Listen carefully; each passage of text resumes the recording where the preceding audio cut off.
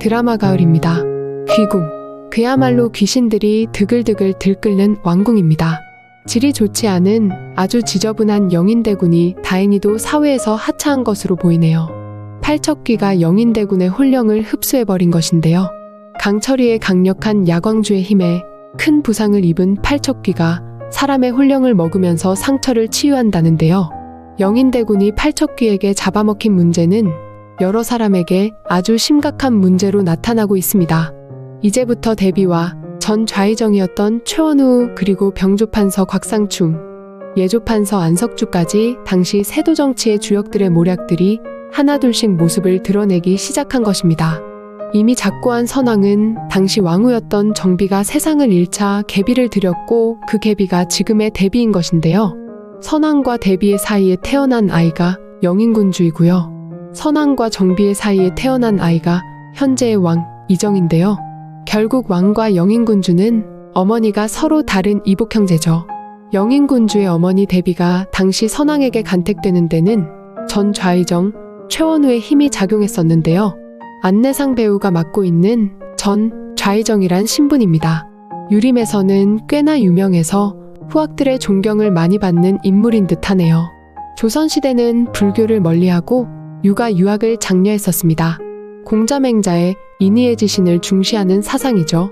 조선시대에 많은 서원이 존립해 있던 것을 생각하면 최원우는 유림에 존경받던 인물인 것으로 생각되네요.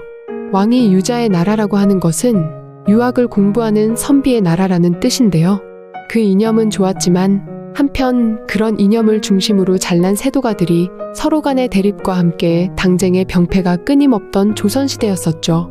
최원우나 병조판서 곽상충이 지금 당쟁의 대표적인 인물로 묘사되고 있는 것 같습니다. 최원우의 추천으로 대비가 들어올 때 맹청의 판수풍산이 팔척귀를 대동하고 입궐했었습니다. 최원우 대감은 이때 벌써 모반을 준비하기 위해서 대비의 측근으로 술사를 넣은 것인데요. 대비와 함께 궁중에 들어온 술사풍산이 술법으로 당시 선왕을 원한이 깊은 팔척귀를 이용해 제거한 것인데요.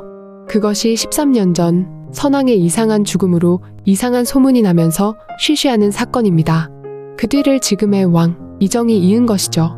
대비는 영인군주를 낳고 조용히 살고 싶었으나 전 좌의정 최원우가 그냥 두지를 않고 자신의 목적을 위해 풍산을 움직이는 바람에 아들 영인군주를 잃었습니다. 팔척귀가 어린 원자 이광을 미치광이로 제거하고 나면 그 다음은 왕에게 손을 쓸 참이었는데요. 열의와 강철이로 인해 도리어 팔척귀가 부상을 입은 상태입니다. 그런데 뜻밖에도 영인군주가 세상을 하직하자 5년 만에 최원우가 궁중에 조문을 와서 풍산을 만났습니다. 최원우의 입장에서는 영인군주를 생각지도 못한 사고로 잃었으니 그 증거와 증인인 풍산을 빨리 없애야 하죠. 풍산은 한 번만 더 기회를 달라고 하고 최원우는 한 달의 말미를 주면서 원자를 빨리 정리하라고 합니다. 바로 모반인데요. 결국 다음 차례는 왕이 될 것이고, 왕이 없어지면 최원우가 허수아비 누군가를 내세워 왕위를 찬탈하겠다는 계획인데요. 최원우의 입장에서는 그 누군가가 원래 영인군주였었는데 아쉽게 된 상태이죠. 역사적으로 보면 조선시대 당시 권문세도가들이 자신들의 기득권 세력을 유지하기 위해 많은 횡포를 부렸습니다.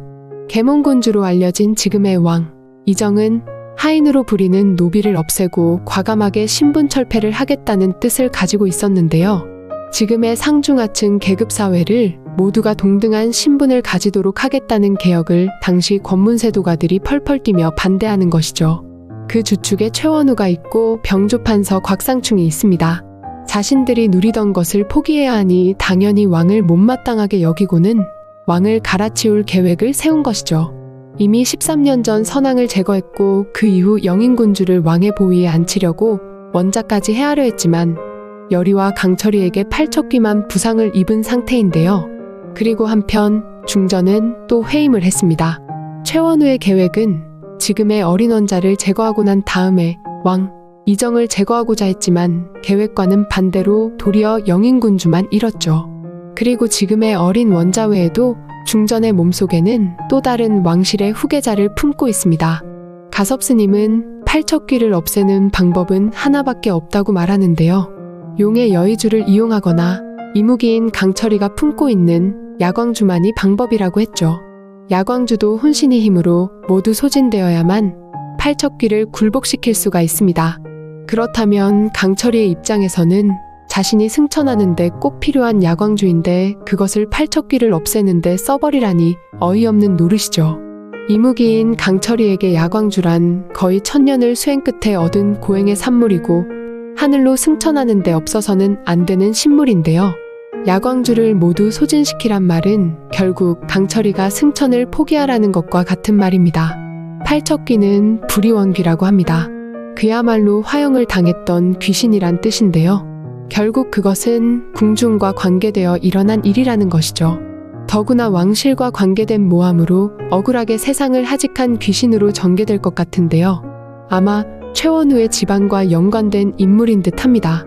또한 선왕과 관계가 있는 것으로 생각되네요. 여기에서 팔척귀의 팔척은 키가 242cm의 아주 큰 여자 귀신이라는데요. 삼국지에 등장하는 관우의 키가 팔척이라고 합니다. 여리의 할머니 만신이 사용하던 무구 중에 언얼도가 있는데요. 관우가 사용하던 창이 청룡 언얼도입니다. 중국에서는 관운장을 모시는 신당도 유명한데요. 그런 토속신앙의 무당들이 사용하던 무구에 여러 가지가 있지만 언얼도는 초승달을 모양을 딴 가장 큰 것이라고 하네요. 한편 어린 원자는 팔척귀를 무섭다기보다 슬프다고 합니다. 팔척귀가 억울하게 당했다는 것을 내포하는 것인데요. 얼마나 원한이 깊었으면 저렇게 홀령들을 잡아먹어 팔척이나 되도록 자랐을까요? 하지만 그 무서움 뒤에는 억울하게 당한 것을 풀어줄 누군가를 기대하는 다른 이면이 있기에 어린 원자가 그 무서움보다 슬프다는 표현을 한 것으로 생각되네요. 잠시의 순간적인 대적만 할 수 있을 뿐 팔척귀를 완전히 제압하기 위해서는 강철이는 자신이 가진 야광주를 모두 소진해야 합니다. 이렇게 팔척귀를 상대해야 하는 강철이는 여리를 위해 야광주를 다 써버리고 승천을 포기할까요? 하지만 이제 이무기 강철이의 친척 동생인 다른 이무기 비비가 등장합니다. 이무기 비비가 승천하는 방법은 강철이와는 또 다른데요. 비비는 양반의 홀령을 먹는 이무기라고 합니다. 100명의 홀령을 잡아먹으면 승천할 수 있는 이무기라는군요. 이무기 비비에게 팔척귀는 좋은 먹잇감이죠. 팔척귀는 수많은 홀령들을 먹고 힘을 키운 상태라 만일 비비가 팔척귀를 먹는다면 많은 숫자를 더할 수 있으니 아마 팔척귀 하나로도 승천 가능성이 있지 않을까요? 만일 모자란다면 나쁜 양반인 최원우와 곽상충도 있어 비비에게는 더할 나위 없는 좋은 기회가 되겠군요. 드라마 귀궁의 진행이 이제 어느 정도 윤곽이 드러나는 듯합니다. 오늘도 재밌게 보셨다면 좋아요와 구독 부탁드립니다. 감사합니다.